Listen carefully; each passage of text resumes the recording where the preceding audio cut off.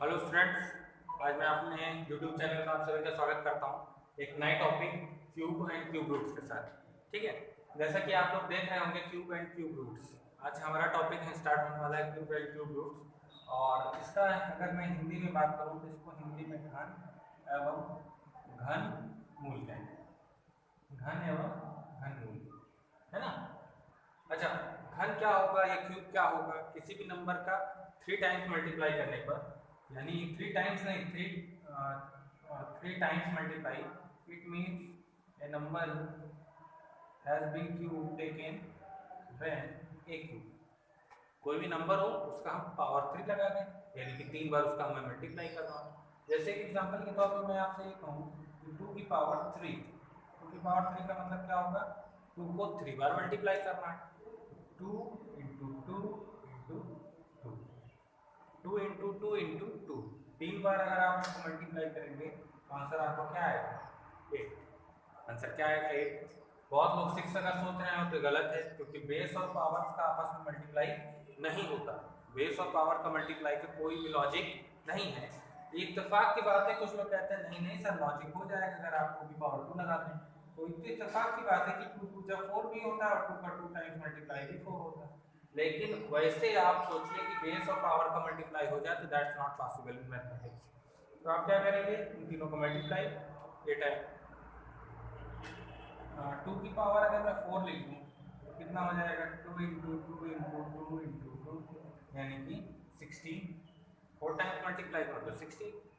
अब आपसे अगर मैं कहूँ किसी नंबर का क्यूब निकालने का, तो इसका मतलब ये हो जाता है कि आपने 2 की पावर क्यूब निकाला।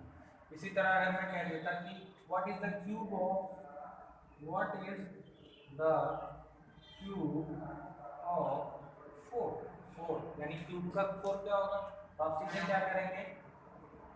4 की पावर 3 लिखेंगे, 4 इंटू 4 इंटू 4, यानी कि 64 लिखेंगे, है ना। अब अगर मैं आपसे यही क्वेश्चन फिर से पूछ लूं कि what is the cube root of, इसको यहां से लिख सकते हैं, what is the cube root of,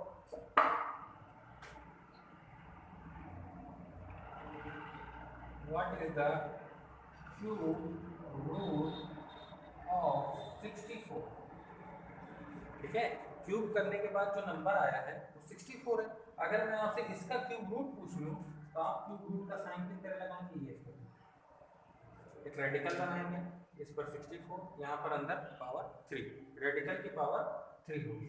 इसका जब आप क्यूब रूट निकालेंगे तो आंसर 4 आएगा। अब आप सोच रहे होंगे कैसे 4 लिख दिया गया? अरे ये 4 लिखने का टेक्निक हम आगे क्वेश्चन में सीखेंगे। ठीक है, यानी कहने का मतलब ये है कि अगर मैं 4 को 3 बार मल्टीप्लाई कर रहा हूँ 64 आएगा, और अगर मैं 64 का क्यूब रूट निकाल दूंगा तो 4 आएगा। यही मेजर डिफरेंस है क्यूब और क्यूब रूट। यानी कि क्यूब अगर मैं कहता हूँ तो किस उस नंबर को आपको 3 टाइम्स मल्टीप्लाई कर देना है, 64 आएगा। अगर मैं आपसे उसी नंबर का क्यूब रूट निकालने को कहूँगा तो इसका मतलब ये है कि आपको इसका क्या करना है? प्राइम फैक्टराइजेशन करना है, 3 3 का पेयर बनाने हैं, पेयर बनाने के बाद ये आंसर आएगा। ये सब मेथड हम आगे सीखेंगे क्यूब रूट निकालने के मेथड्स में। लेकिन क्यूब रूट का मतलब ये होगा आपको उस ऐसे नंबर का फाइंड आउट करना है जिसको 3 टाइम्स मल्टीप्लाई करेंगे तो 64 है। और अगर क्यूब की बात होगी तो आप इस 4 को 3 टाइम्स मल्टीप्लाई करके 64 ले आए। तो मैं समझता हूँ कि आप इन दोनों की चीज़ों का डिफरेंस समझ चुके होंगे। ठीक है, और आते हैं थोड़ा सा आगे भी। जैसे कुछ नंबर्स हमारे पास आते हैं जिनका मैं क्यूब रूट निकाल पाऊंगा, कुछ नंबर ऐसे होंगे जिनका क्यूब रूट शायद पॉसिबल ना हो। जैसे एग्जांपल के तौर पर अगर आपसे किसी ने कहा कि सर 36 का क्यूब रूट निकाल, तो आप 36 का क्यूब रूट नहीं निकाल पाएंगे, क्योंकि ऐसा कोई नंबर ही नहीं मिलेगा जिसको 3 टाइम्स आप मल्टीप्लाई कर दें तो आपको 36 मिल जाए। यानी कि ये कैसा नंबर है? Not a perfect cube. ठीक है, परफेक्ट क्यूब नहीं है। अगर आपसे किसी ने कहा कि क्यूब रूट निकाल दीजिए किसका? 729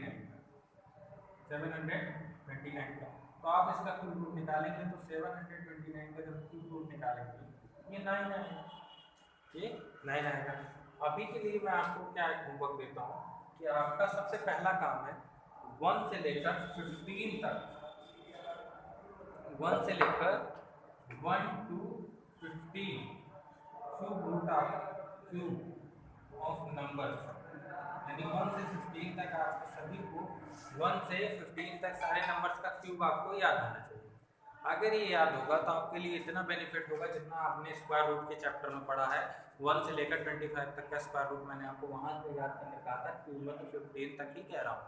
15 तक का अगर याद रहेगा तो कुछ नंबर का हमें ऑटोमेटिक याद हो जाता है प्रैक्टिस, लेकिन 15 तक चीज़ें याद रहनी चाहिए, ठीक है।